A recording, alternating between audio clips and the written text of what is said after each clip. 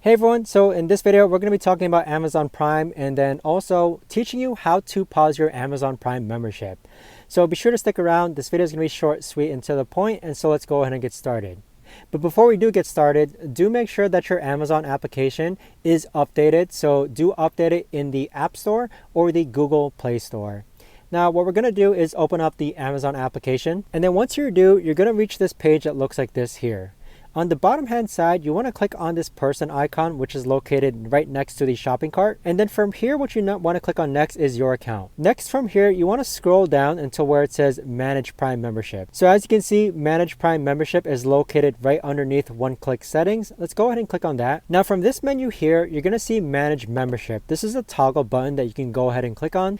And then next, what you want to do is that you want to click on Manage Membership. So go ahead and click on that. And then from here, you're going to see the option to pause membership.